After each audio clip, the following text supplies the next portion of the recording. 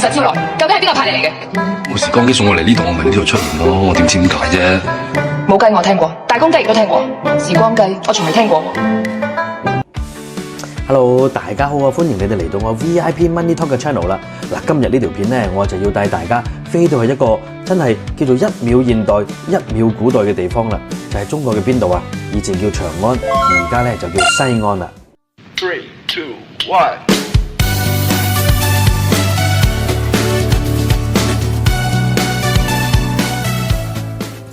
坐上舒舒服服嘅復興號嘅高鐵，一路咧就飛到去西安啦。嗱，西安第一樣重要嘅係咩咧？就係去食翻當地超級出名嘅餅餅麵啦。餅餅麵係點寫嘅咧？呢個字就係餅字啦，餅字哥。咁啊，呢度講過佢呢度出名文化餅餅麵啦。咩樣嘅？俾大家睇下。嗱，餅餅麵就係咁嘅樣啊。有好多羊肉啊、椒啊、番茄啊、辣嘢啊，咁我叫咗少辣啦，費事辣到飛起啦，係咪？咁啊，急不及待要試下先。記住嚟到西安係一定要試呢個餅餅麵。好，食飽飽，正式開工啦！嗱，呢個景點咧真係世界級嘅秦始皇嘅兵馬俑啦！一刻入到去咧，真係呆咗。點解？因為全部個個都真人 size 啊，個個都170幾啊、180幾啊咁樣樣。哇！企得齊齊整整，喂！佢哋企咗2000年都未攰喎，大佬！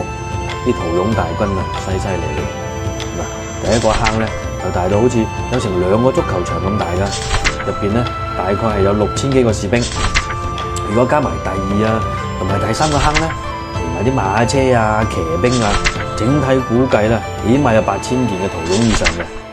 喂，8000幾人喎！我企喺嗰度嗰下，真係有種好似〜俾8000幾個人望住嘅感覺，佢哋大家一齊都話：兄弟，你邊度嚟㗎？加拿大啊！攞個護照嚟睇下先。嗱，最震撼嘅係咩咧？就係每個嘅兵馬俑嘅樣啊、髮型啊、神情啊，完全都唔一樣嘅。哇！以當年呢啲手工藝嚟講咧，真係不得了啊！古代嘅軍隊編制呢一個真係極致啦。嗰刻啊！我真係感受到秦始皇嗰陣時唔係講玩嘅，好認真嘅。嗱，嚟到西安2個最iconic嘅地方，大雁塔同埋小雁塔啦。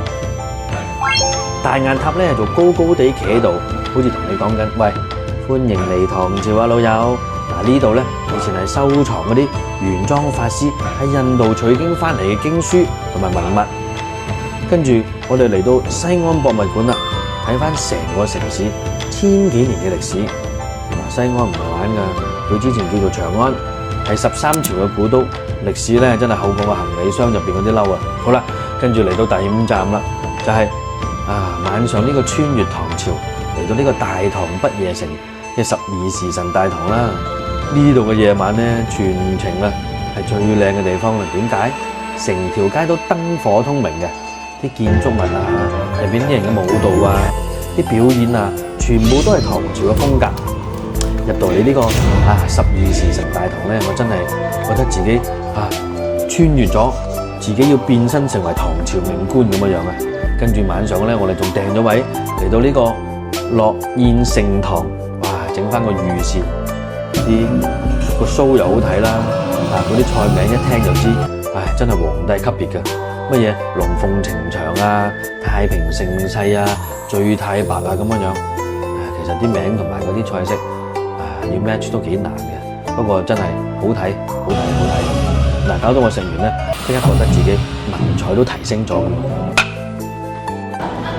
青山還北角，白水繞東城。此地一為別，故逢萬里征。浮雲遊子意，落日故人情。揮手自知去，蕭蕭斑馬鳴。最後呢一站咧，我哋睇翻個4D 嘅兵馬俑真人 show，不得了啦！就好似穿越秦朝嘅震撼咁樣。呢個真係必睇嘅4D 兵馬俑真人 show 啦！嗰啲燈光啊、效果啊，入邊嘅馬蹄聲啊，幾百個人嘅戰車聲啊，啲沙塵滾滾嘅感覺，嗰啲戰鼓嘅大聲，配合埋啲演員嘅演出，真係以為自己即刻要攞埋個盾牌上戰場添啊！真係震撼到我隔離嗰位個阿姨都捉住我嘅手話：哇！話咗幾聲我話：咦，唔使緊張嘅，睇 show 嘅啫。睇完咁多古蹟，梗係要翻嚟現代噶嘛。嗱，我哋就去咗賽格國際購物中心 shopping 啦。入邊最出名嘅係乜嘢？其實就係佢嗰條亞洲最長最斜嘅扶手電梯啦。上到去真係足足行咗2分鐘先完嘅。好啦，嗱，呢個西安嘅行程咧就係咁先啦。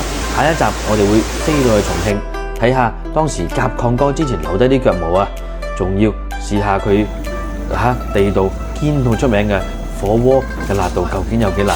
聽講係辣到你會重新做人嗰種啊！今集係咁多啦。如果大家都中意睇嘅，記得 like 同埋留言啦。下一集再見啦！